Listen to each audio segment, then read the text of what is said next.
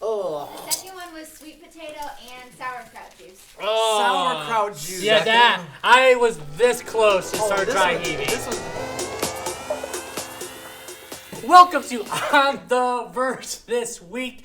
We are excited about episode 7. We're playing What's in the Box. What's in the box? This is Andrew Moffitt, Foster Toft here, representing CP. And so far, HP's been killing us in the games, challenges. Basically just Scott, yeah. Basically just Scott. So Scott, he's the enemy. No, HP's the best. All right, we're playing What's in the Box. Yep. Can you turn around? So we got to have these people see what you're going to be feeling with your hands. All right, everyone, this is what we're doing. Are you gonna give me hints, any categories? I will, as the Lord gives me grace, I'll give you grace. All So right. put your hands in there and do your worst. Do your best. all right. Staples? Hey! Yeah, All right, Staples. Okay, you got that. I got Staples. Okay, so yes, you go through the armhole. Go through the front. All right. That was All right, good. All right, turn around. Next around one. again. Here we go. You didn't even take it. Okay. All right. Put your hands in there. See what happens. Oh, there's stuff on the side of this one. Oh. I know. Makes you think of like It's crazy alien It's movies, like right? shredded tuna. Maybe. Tuna? No. It has to be tuna. I'm I telling was you, so it's not. confident I'm in telling that you. one. You can be confident all you want, but you're still sitting on the bench. What's like tuna? It's to get your mind off tuna. I promise you. Is it'll it a serve food? you. It's a food. Yeah. So I guess tuna is food, so that'll work for you. Yeah, it's probably is it this not coleslaw? Coleslaw? No, close. You're getting My there. wife made coleslaw last night, and they forgot to give it to me. Like it was still in the fridge after dinner. I was really sad. The relish or you're getting there. I'm getting there. Just imagine like you're at a very stereotypical Baptist gathering of people for a potluck for a hot dog bar. What's that? A hot dog bar? Don't you put relish? No, okay, I'm not helping you at all. Was it relish? Would you put it on a hot dog? Think of something your grandma would eat. Oh, she's dead. Come on. That was really sad. This is for the air. Oh.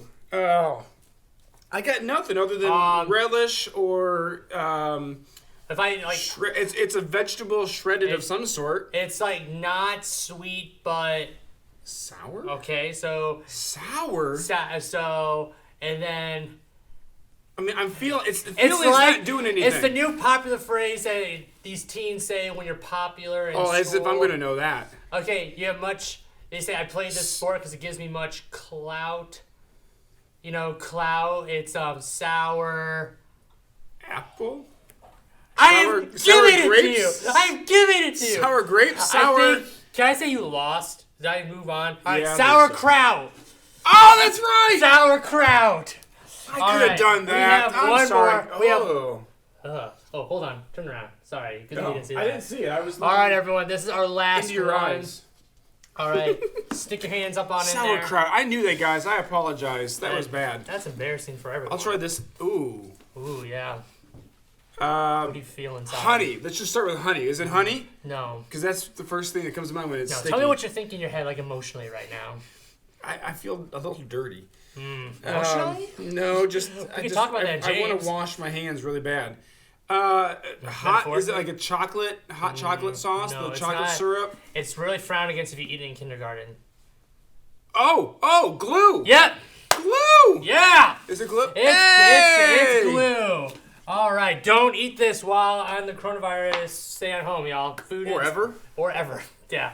All right. Sauerkraut's okay. Thank you for joining us on this episode of What's in the Box. We're going to transition to our teaching time in James. See you in a bit. Welcome back to In the Word. We're really excited to be finishing up James chapter 3 here. We got Bill, we got Foster, and we're going to be talking about wisdom. I don't know if this panel is the best panel to be talking about wisdom, but we're going to do it. We're not the Because wisest. it's in Scripture. So you're following along. We're in James chapter 3, verses 13 to 18. And we've talked about this a little bit. It's come up in James before, but Bill, would you maybe give us just a bit of a refresher on what is wisdom? How do we define it? Well, I think Sam and I talked about it. Wisdom doesn't necessarily mean knowledge. I mean, just because you're really book smart or you're really financially smart or sports smart, that doesn't mean that you have wisdom. Wisdom is a combination of knowledge, insight, and godly judgment. Yeah. Wisdom is more than head knowledge. Yes. And we're going to look in a little bit here in these next couple of verses. What is it? What does it actually look like? But first, James shows us what wisdom is not. And it might be a little subtle, you might not get it, but I want to read verse 14 here. It says, "But if you have bitter jealousy and selfish ambition in your hearts, do not boast and be false to the truth." Foster, talking about faith and works, talking about seeking wisdom, how does this verse kind of show us what wisdom is not? Yeah, so first, as Bill said, wisdom is not just an intellect, it's a posture. Because wisdom is always practical. And so then it's what do you do with what you have for the betterment of someone else? So verse 14 tells us if you have any bitter jealousy or selfish ambition. Bitter jealousy, if you really look at that and you pull it, it's like undrinkable water is what it is. It's undrinkable water. And you have this and you don't want to give someone poison instead of water. And so your words that you're telling them, they come to you for advice and you give them undrinkable water because it's not for their good. And so the selfish ambition is to keep them down because all that James is really pushing you, saying, are your words going to use to encourage someone else to either take their next steps with Jesus, to have them make wiser choices in their life, just for the encouragement of someone else. And it's the selfish ambition, like in it to win it for yourself. And James is completely against that. He's saying, no, it's manifesting the betterment and serving of other people. Yeah. So there's like this practical side, like you said, to wisdom. Wisdom isn't just head knowledge, but it's how are we taking what God has given us and helping others with it. Not only with our words, but with our actions as well.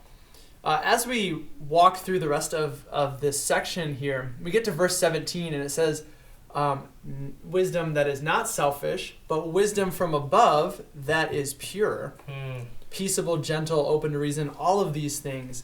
Bill, could you maybe make a comment? Why is wisdom from above better? Is it true wisdom? And what does that maybe actually look like for us, this kind of wisdom from above? Well, I think we really have to be careful because this wisdom from above, a lot of us have dreams and goals, ambitions, whatever you want. But we have to look at those ambitions, those goals. Are they really godly or are they selfish? Jeremiah tells us that the heart is deceitful above all things. So what's in our heart? What does that look like?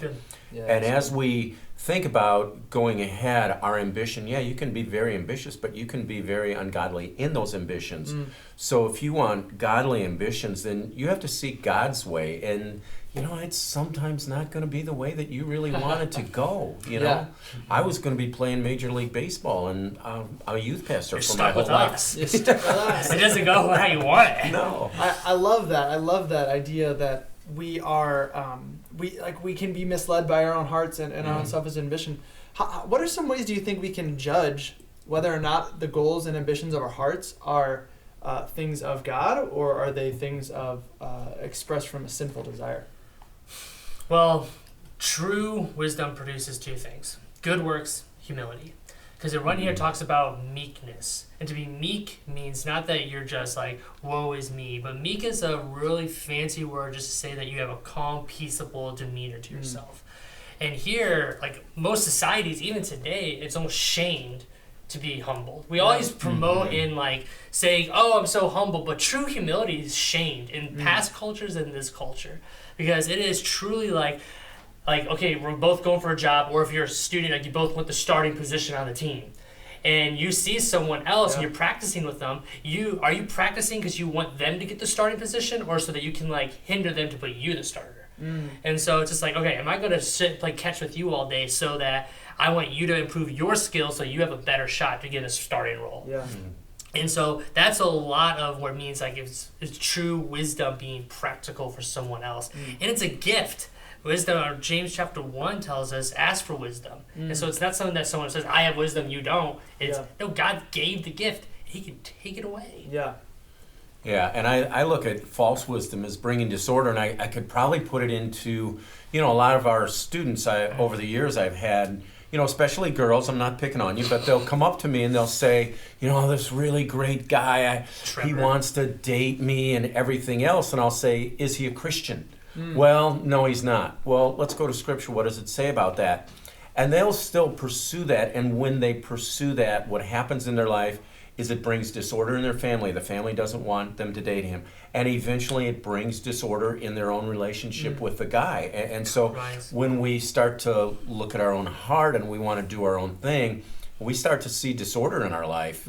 That's false wisdom that we've been relying on. And you see the outlet, how wisdom goes. It says that it goes into the harvest of the righteous is sown in the peacemakers.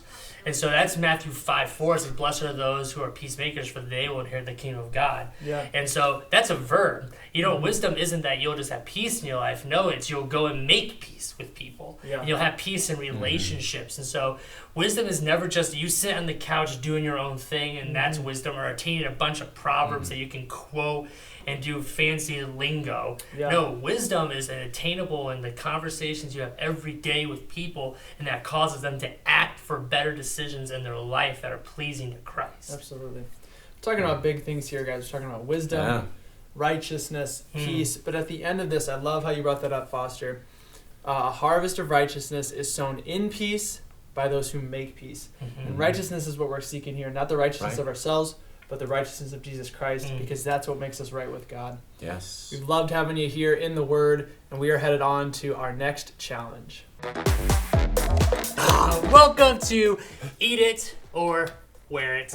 We We have changed our clothes because, honestly, you can probably get stuff on that. It doesn't matter. Hey, Walter Payton, the greatest of all time. Brittany and Jared, if you're watching, your dad was the best. Oh, wow. Okay. Anyways, Eat It or Wear It. We changed our clothes because it's kind of simple. We have to either take a spoonful and we have to eat it, or we have to wear it. And so those are the rules. And so we're going to start over here. And what do you think about this, Scott? I'd like to get a little bit closer inspection of that. Can we drag it? All right, we have. Yeah. What do you think, Bill? It has a gray tint to it. Is this a mix? This is a mixture of stuff? Yeah, this is like one I think thing. Sam said that, but she didn't tell Foster because she's out to get Foster. This is layered. Do we see the layers? There's going to be a theme throughout all these weeks. Do we see Hey, the layers? well, you can stir it up. It's like Should we oil stir? and water. Here, wait, don't stir it with. Okay. Ah. Whoa. It looks like mud. So growing up, my best friend found a dead bird once when we were bike riding, and he thought it'd be cool to open it up, and I vomited in the middle of the backyard. He opened up the dead bird. He opened up the dead bird. Does this give you like? This is making me have flashbacks PTSD? to the dead bird. So, it dripped. Oh, Well, there's some fruit in there. You okay. smell I'm going for it. I'm wearing it. You're wearing it? I Seriously? will. Oh, you wear it. You wear it. You do you, Foster. I might wear it all. Going in. Oh, that's terrible, Foster. I would wear it. This is terrible. That one wasn't so bad. That wasn't bad at all. You guys are the worst. What is that? That's like blueberry and honey or something. Yeah, it wasn't bad. That's not so bad. See, he was cheating though. He wasn't eating it That's right not so away. bad. I put it on my face. Yeah, How was we that gotta cheating? That's part of the rules. This is not bad. If you have this Right. at home, it's pretty solid. Looks like a hot sauce. I'm gonna get a good spoonful there. That's disgusting. I don't want It's to. kind of chunky. Do we sniff it? Are we allowed to sniff it? Listen, I don't that's know. part of the. Oh wow, Whoa. that has Oh, you know what? That's not great. Okay, are All you right, ready? three. All right, so we got to make our decision. All right, three, 3, two, 2, one. 1. It tastes kind of. Oh, that's pumpkin. cinnamony pumpkin, like baby food maybe. Oh, it tastes like the inside of like a. Oh, that's nasty. I didn't mind that. Give me a Really? minute. Yeah. It tastes like the guts of a pumpkin. It's okay. The bird. Right? The bird. The bird. It tastes like the inside of a dead bird. That one's not great. Foster, your honey's dripping. Let me get you a little bit there. Thank you. I feel humiliated. I'm not excited about this This one. one looks like ketchup. Got. Yeah. That's a good analysis. I mean, I'm not Is it condescending or are you being genuine? No, I'm being genuine. I'm not feeling a spoonful of ketchup. I'm not gonna lie. Oh, that is high ketchup. Like, Hardcore ketchup. Do you think it's just ketchup? No. I could have kept my Walter Sam is Payton not shirt. that nice. It's just ketchup. Now wait. All right, 3, 2, 2, 1. 1. Mm. Nope. Oh, that's nasty. Yeah, I put it on my face. Oh. It's, Oh. It's cold on my face. Oh, it's gross. What is That it? was a It's good terrible call. I in my don't- mouth. It's definitely Oh. ketchup and. Ketchup and. That was a good call. That was a good Ketchup call. and apple juice? That was a That. better call, Foster. Oh. Ah. That was rough. Wow. Well, thank you for joining us on this week of Eat It or Wear It. And we're excited that I didn't throw up. But I'm excited about that. absolutely. Yeah. We can't wait to see you guys next time. Check us out on The Verge on our next video. See ya. See you then.